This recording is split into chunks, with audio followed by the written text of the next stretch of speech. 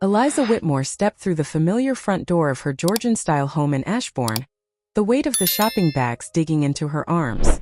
The scent of fresh bread and ripe fruit mixed with the faint, lingering aroma of James' stale cigarette smoke. This was supposed to be her sanctuary, a house she had built with her late husband, Arthur, piece by piece, brick by brick, using the savings of a lifetime. Instead, it had become a territory ruled by her daughter and son-in-law, where her presence was tolerated at best, ignored at worst. As she set the bags on the kitchen counter, James lounged arrogantly on Arthur's favorite armchair, eyes glued to the horse racing channel on TV. Without even looking up, he barked, "Eliza, get me the whiskey from the fridge." His tone carried a mixture of entitlement and threat, a subtle reminder that in this house he dictated the rules now. Eliza's hand froze mid-motion. She looked at him calmly, holding her composure, and said, "I need to unpack these groceries first, James." From the hallway, Sophie appeared, a hint of impatience in her voice. "Mom, it's just a glass of whiskey. Don't make it a big deal." She stood beside her husband, unconsciously siding with him, her words slicing through Eliza's chest like a knife. Then Sophie's tone hardened, a line drawn in the sand. "Either you do as James says or you leave. That's it." For a brief moment, silence filled the room, thick and suffocating. Eliza's lips curved into a faint, cold smile. She didn't argue. She didn't plead. Instead, she turned, walking up the staircase with a steady calm that belied the storm inside her. In the attic, she found her old suitcase, the one she and Arthur had taken on their honeymoon to Tuscany. With deliberate care, she packed a few changes of clothes, her family photographs, and her meticulously kept financial journal. Before leaving, she placed a small, folded note on the kitchen table. "I am leaving not out of anger, but because I deserve respect. One day you will understand."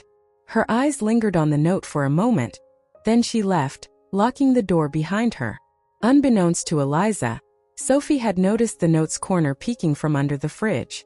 She tucked the fragment into her pocket, a quiet token of guilt she could not yet confront.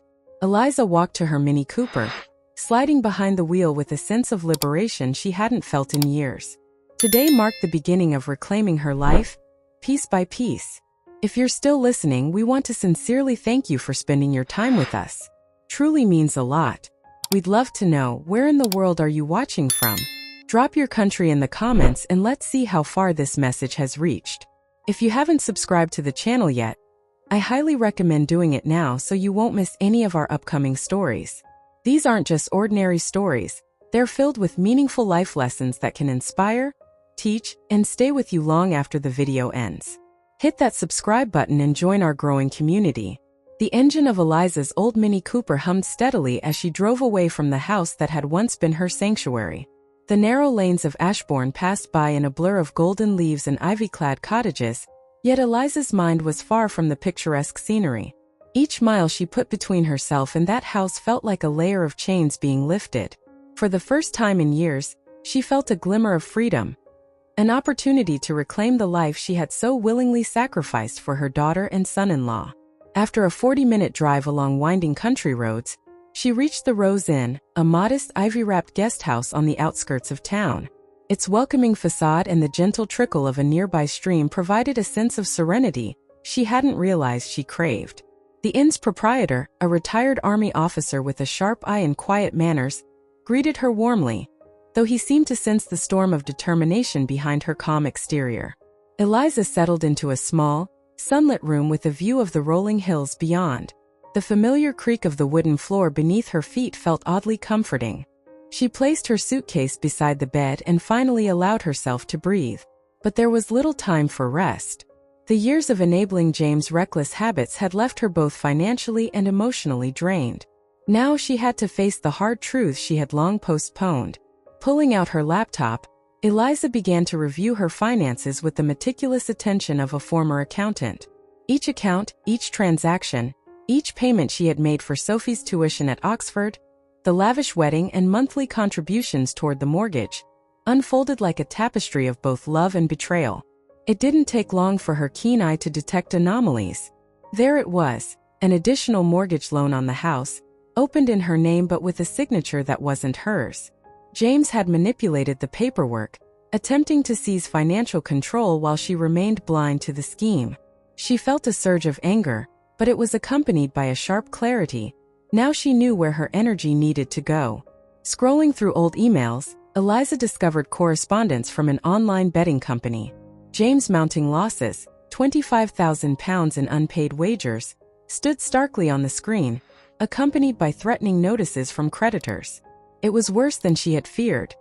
The man she had once welcomed into her family's home was now jeopardizing everything she had worked so hard to protect. Yet, amid the frustration, a flicker of satisfaction warmed her chest.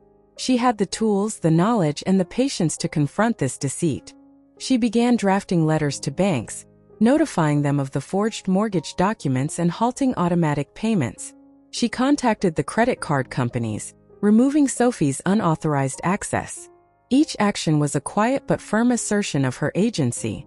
For the first time in decades, Eliza felt the weight of control return to her hands. The Rose Inn, with its peaceful surroundings and gentle sunlight, became her headquarters, her refuge, and the starting point of a plan to reclaim what had been stolen. Not only her finances but also her dignity. The journey ahead was daunting, but Eliza knew one thing for certain. She would not allow herself to be exploited any longer. Eliza Whitmore sat at the small desk in her sunlit room at the Rose Inn, the morning light casting long shadows across the stacks of papers she had brought from home. The quiet hum of the countryside outside contrasted sharply with the storm of revelations she was uncovering on her laptop and in the envelope she had carried. She poured herself a cup of tea, took a deep breath, and began to sift through years of financial records. Every payment made, every loan signed, every expense accounted for. It all told a story she was only beginning to read clearly. Her eyes caught an irregularity in the mortgage statements. One loan, supposedly authorized by her, bore her forged signature. A second mortgage had been quietly taken out by James, using a copy of her signature, without her knowledge or consent. The realization hit her with a mixture of anger and cold determination. He had been systematically attempting to seize control of the house she and Arthur had built together. Her mind raced, but her calm professionalism as a former accountant guided her through the documentation. She photocopied the statements, highlighted the discrepancies, and noted every date and amount meticulously. This would be vital evidence. Eliza turned to another set of documents: her daughter Sophie's university tuition and the extravagant wedding expenses. She had contributed over £120,000 for Sophie's education at Oxford, and another £30,000 had gone toward the wedding. Yet James and Sophie had treated her sacrifices as if they were trivial. The sense of betrayal cut deep, but it also fueled her resolve. These were not just numbers, they were proof of a life devoted to family, taken for granted and misused. Then a notification in her inbox drew her attention. An old email from an online betting company. Clicking through, she discovered a series of messages detailing James mounting losses.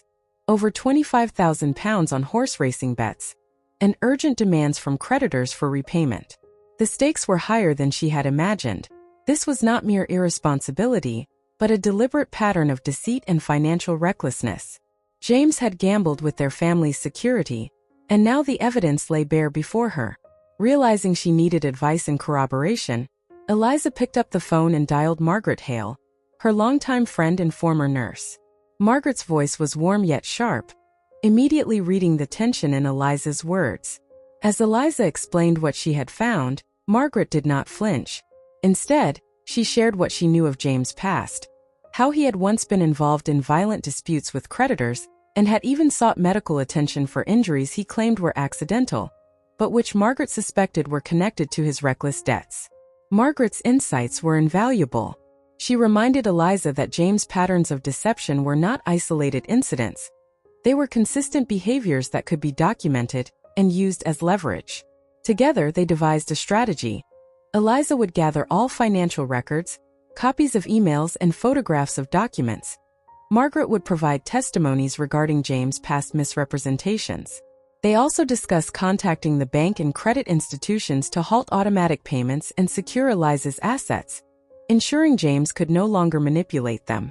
Eliza leaned back in her chair, feeling a mix of exhaustion and clarity.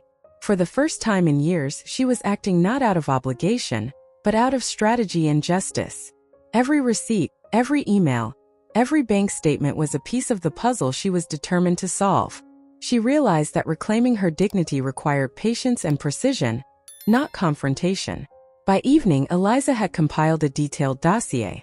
The evidence of forgery, financial exploitation, and James' reckless gambling was organized, annotated, and ready for the next steps.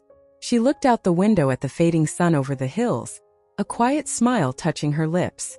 For the first time, she felt in control. The truth was out there, and soon the consequences would follow. Eliza Whitmore felt a renewed sense of purpose as she logged into her online banking from the quiet room at the Rose Inn. With meticulous care, she froze all automatic payments to the house mortgage and vehicle insurance that James had been draining without her knowledge. She contacted the bank, providing evidence of forged signatures, and ensured that no further unauthorized transactions could occur. Next, she reviewed her credit accounts and immediately removed Sophie's access to her cards, uncovering months of unapproved expenditures totaling over £600 a month. Back in Ashbourne, James' carefully maintained illusion of control began to crumble. The first signs of panic were subtle: a terse phone call from a creditor, a whispered argument with Sophie, a tension that replaced his usual arrogance. By the time overdue notices arrived and emails piled in, the cracks widened. James started spreading rumors at the local pub, claiming Eliza's mind was failing, and that she had abandoned her family out of irrational whims. Sophie, desperate to maintain her own facade, compounded the deception by telling acquaintances that she was pregnant, implying that any stress could endanger her child. Eliza, however, was unfazed. She had learned over decades of sacrifice to discern truth from fiction. She requested an appointment with Sophie's doctor under the guise of concern, only to confirm the absence of any pregnancy. The lie was exposed quietly but effectively, leaving Sophie with little room to maneuver. To solidify her case, Eliza reached out to Detective Thomas Carver, a trusted figure in the community with a reputation for thoroughness. She presented her meticulously organized dossier of documents, emails, and bank statements. Thomas examined the records carefully, cross-referencing them with public and financial databases. Within hours, he confirmed her suspicions. James owed substantial debts from gambling, had attempted to fraudulently secure a second mortgage, and manipulated financial accounts without consent. Armed with this confirmation, Eliza moved with quiet precision. She continued to implement protective measures on her accounts and began drafting legal documents for formal action against James' financial misconduct. Each step she took revealed the truth to the community gradually, making it increasingly difficult for James and Sophie to continue their deception. Despite the tension, Eliza maintained her composure. She did not confront James with shouting or threats. Instead, her calm, deliberate actions, freezing accounts, exposing lies, and gathering evidence, did what words could not. The balance of power had shifted. For the first time, Eliza felt that her years of selfless sacrifice were no longer a vulnerability but a source of strength. She had turned the tables, exposing not just James' reckless behavior, but also Sophie's complicity. The path to justice was clear, and Eliza walked it one careful, measured step at a time. The late autumn wind howled across the hills surrounding the Rose Inn, rattling the ivy against the windows. Inside, Eliza Whitmore sat at her small desk, carefully reviewing the latest set of bank statements and emails she had printed. The room was quiet, save for the occasional creak of the old wooden floors. For weeks, she had been methodically reclaiming her life, freezing accounts, removing unauthorized access, and gathering irrefutable evidence of James' fraud. Yet, a gnawing unease settled in her chest.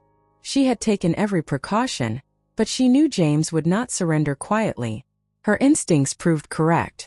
Around midnight, a loud banging echoed through the hallways of the inn.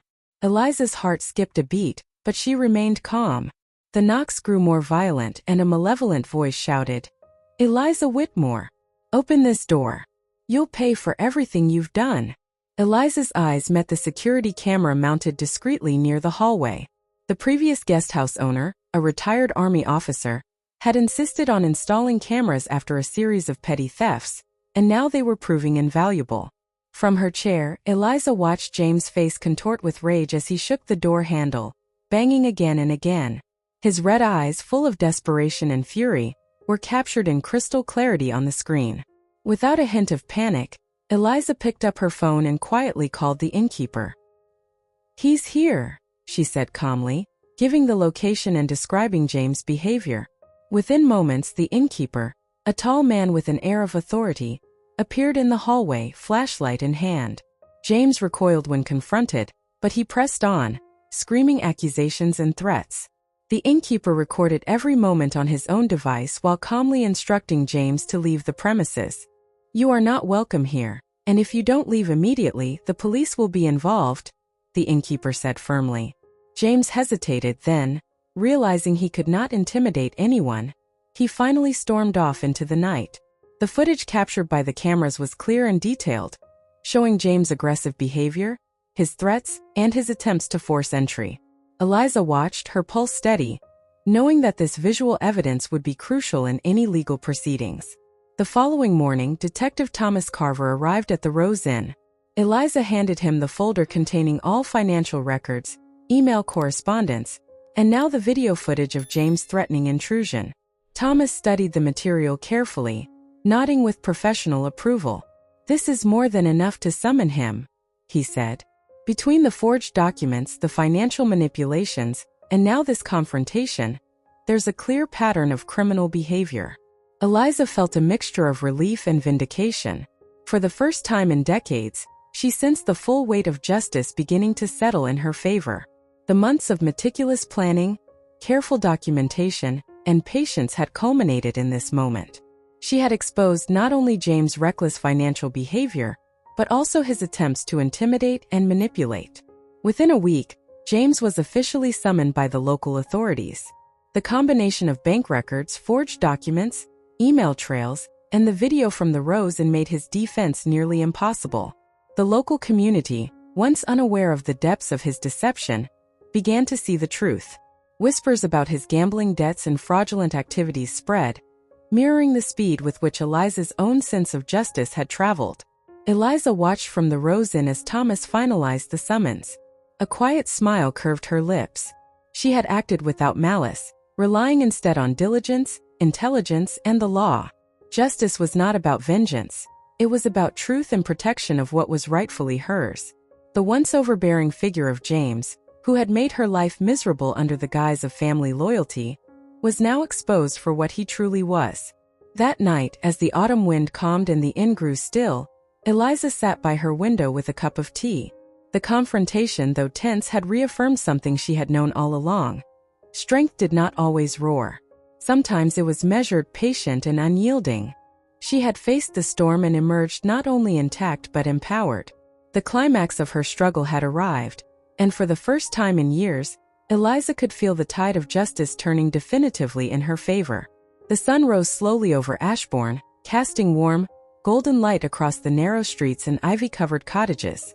Eliza Whitmore sat in the quiet comfort of the Rose Inn, sipping her morning tea while reviewing her notes and the organized folder of evidence she had compiled over the past weeks. Every bank statement, every email, and every document telling the story of James' reckless and deceitful behavior had been meticulously prepared. But today was not about documents. It was about restoring the dignity and truth that had been stolen from her. Eliza knew that exposing James' misdeeds alone would not be enough. The heart of the issue was her daughter, Sophie, who had been complicit, whether through ignorance, fear, or misplaced loyalty, in allowing her father-in-law's manipulation to go unchecked.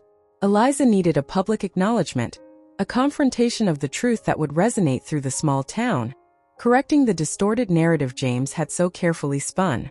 She dialed Sophie's number with deliberate calm. "Sophie, we need to speak," she said softly. "It's time to make things right. Not for me, but for yourself, for our family, and for everyone who has been misled." There was a pause on the line. Then in a quiet, almost trembling voice, Sophie said, I understand, Mom. What do you want me to do?" "Publicly apologize," Eliza said firmly. "At the church, and in writing for the Ashbourne Chronicle. Acknowledge what has been done and the sacrifices I made for you. It's time the truth is known." Sophie hesitated but agreed. It was the first time she had spoken so openly about the situation without the filter of fear or anger. She knew her mother was right, and deep down, the guilt that had gnawed at her conscience for years could no longer be silenced. Over the next few days, preparations were made. Eliza contacted the local newspaper, providing a carefully worded letter outlining her contributions to Sophie's education, the family's home, and the financial responsibilities she had shouldered, all while remaining respectful and factual. She also asked the editor to withhold publication until Sophie had the opportunity to speak and confirm the contents. The day of the public acknowledgement arrived. The small historic church of St. Mary's was filled with the local community, a mixture of curiosity and quiet expectation hanging in the air. Eliza sat in a pew near the front, her posture calm, her hands folded in her lap.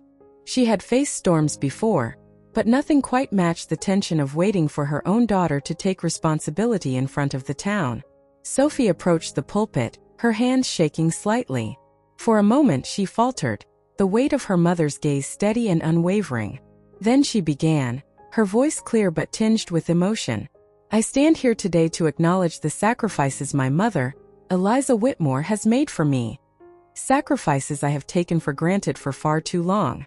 She paid for my education at Oxford, contributed to my wedding, and covered countless expenses, all to provide me with opportunities she could have used for herself. Yet I allowed greed, fear, and laziness to blind me to her generosity.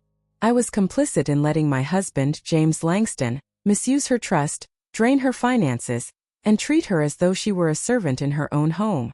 And I failed her as a daughter." The congregation was silent, listening intently, many of them whispering in shock.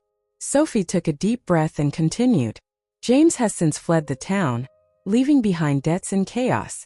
I cannot undo the past, but I can choose to face the truth, to honor my mother, and to rebuild my own integrity. Mom, I am truly sorry." Tears glistened in Sophie's eyes as she glanced down at a small object clutched in her hand. She held up a worn, weathered box. Inside were letters, old and fragile, written by Arthur, Eliza's late husband, during their courtship and early marriage. In his delicate script, Arthur had praised Eliza's strength, her kindness, and her unwavering sense of responsibility. One letter read, "Eliza, your heart and mind guide not only our family but the world you touch. Never let anyone diminish your worth." Sophie's voice cracked as she read a passage aloud. "I had forgotten what it meant to truly value family, to see the sacrifices made with love and not expectation. These letters remind me of the mother I ignored, the woman whose wisdom I overlooked, and the legacy of integrity she upheld. I vow to honor that, moving forward." Eliza felt a lump in her throat, a mixture of pride, relief, and a quiet sorrow for the years of neglect and misunderstanding. She rose, approaching Sophie slowly. The congregation watched as mother and daughter embraced, a public display of reconciliation and healing. The tension that had hung over the family dissolved, leaving only a fragile but genuine connection. Later that week, the Ashbourne Chronicle published Sophie's letter and Eliza's statement. The story of Eliza's sacrifices, James' deceit, and Sophie's acknowledgement spread through the town. People who had only heard rumors now understood the truth. Local neighbors offered words of support, some even confessing their surprise at how much Eliza had endured silently. Eliza, though relieved, knew her journey was not about fame or recognition. It was about restoring honesty, dignity, and trust. She had fought not out of spite, but for justice and for the values Arthur had instilled in her. She had shown that courage, patience, and integrity could prevail even against the betrayal of those closest to her. Sophie, inspired and humbled, began to take steps to make amends, both personally and financially. She sought employment with a local nonprofit and regularly visited her mother for guidance and shared moments of genuine connection. James' absence was a constant reminder of the consequences of deception and irresponsibility. As Eliza sat by the window of the Rose Inn, reading a new letter from Sophie, this one filled with gratitude, acknowledgement, and hope, she felt the weight of decades lift from her shoulders. Justice had been served, not only in legal and financial terms, but in the restoration of truth, respect, and family values. The letters from Arthur lay beside her, a tangible reminder of love, sacrifice, and the moral compass that had guided her all these years. For Eliza Whitmore, the storm had passed, the truth had been revealed, and a new chapter had begun. The path ahead was calm, filled with the possibility of renewed relationships, personal peace, and the enduring legacy of integrity she had fought so hard to protect. The crisp autumn air carried the scent of river water and fallen leaves as Eliza Whitmore stood before the grand Georgian house that had once been the center of so much conflict and sorrow. Its brick walls, ivy-clad and proud, now bore witness to a transformation, not of the house itself, but of the life it had housed. With deliberate calm, Eliza handed the keys to representatives of a local charity that provided shelter for homeless families in Ashbourne. The charity workers accepted them with gratitude and awe, understanding the symbolic weight of this gesture. The home of a woman who had been exploited and disregarded would now become a place of safety and hope for others. Eliza lingered a moment on the doorstep, imagining laughter and warmth filling the rooms once silent with tension. It was bittersweet. Every memory of sacrifice, every slight endured, every act of unacknowledged love, now became part of the legacy she left behind. Not bitterness, but opportunity for others. She turned away, stepping into her Mini Cooper for the last time, carrying only her essentials and the sense of liberation that had been growing within her since leaving Ashbourne. Her new home, a modest riverside cottage along the banks of the Derwent, was a world apart from the tensions of the town center. The gentle lap of water against the pier, the rustle of reeds in the wind, and the occasional call of waterfowl created a serenity she had long been denied. Inside, the cottage was simple yet warm. A cozy living room with bookshelves filled with her favorite novels, a small kitchen where she could experiment with recipes without intrusion, and a sunlit study overlooking the river where she began writing her memoirs. For the first time in decades, Eliza felt she could breathe fully, without obligation or manipulation clouding her days. Sophie, too, began to rebuild her life. After publicly acknowledging her mother's sacrifices and the deception of James, she sought employment with a local nonprofit that supported struggling families. She threw herself into her work with sincerity, determined to understand responsibility and empathy firsthand. Each week, she visited Eliza for coffee and conversation, taking small but meaningful steps toward healing their fractured relationship.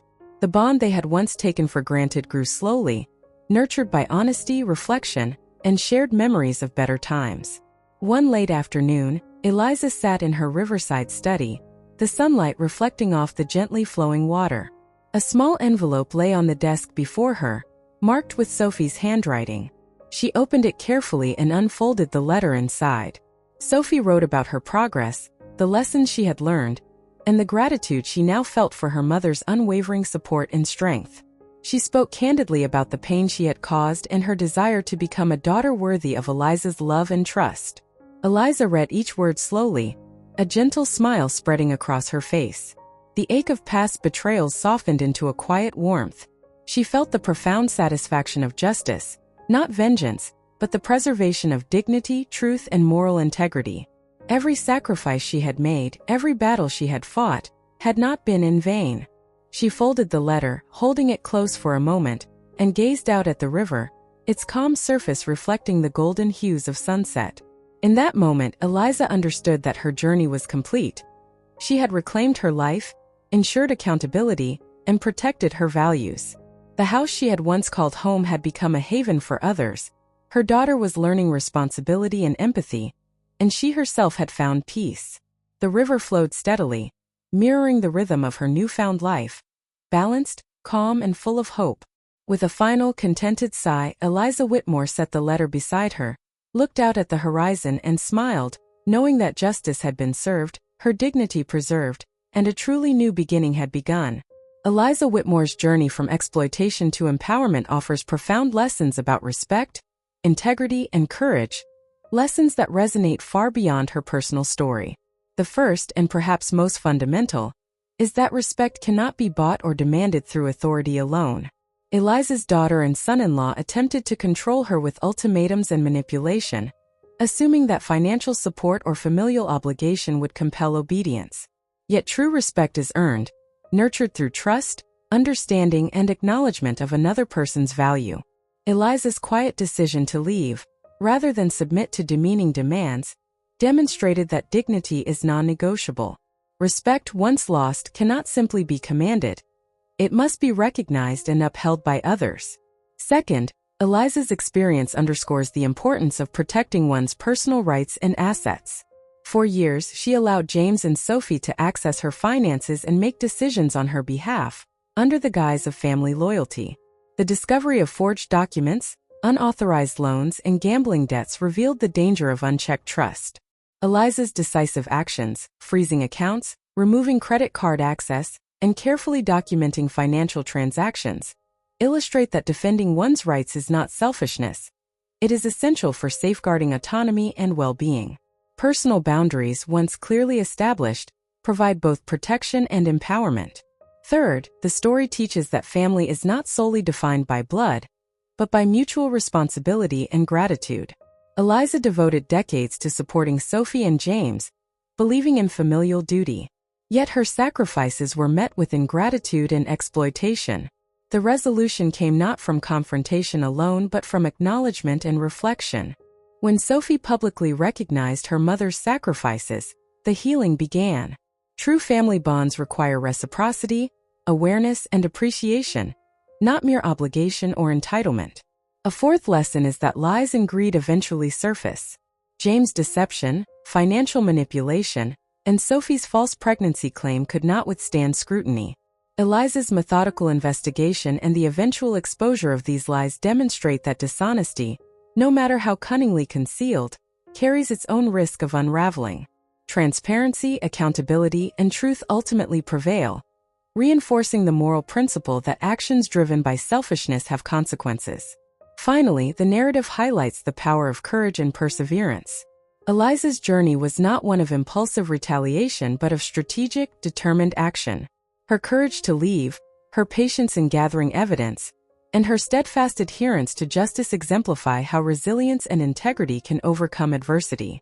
True justice is rarely immediate. It is earned through careful planning, unwavering principles, and the willingness to stand firm in the face of intimidation. Eliza Whitmore's story is a testament to the enduring strength of character and the transformative power of moral courage. Respect, protection of personal rights, responsible family bonds, exposure of dishonesty, and steadfast determination are not merely abstract values. They are practical guiding principles that can shape one's life and relationships.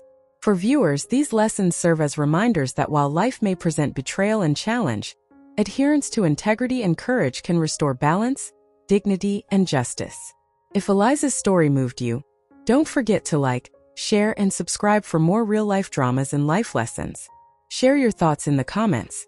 Have you ever faced betrayal or had to stand up for yourself?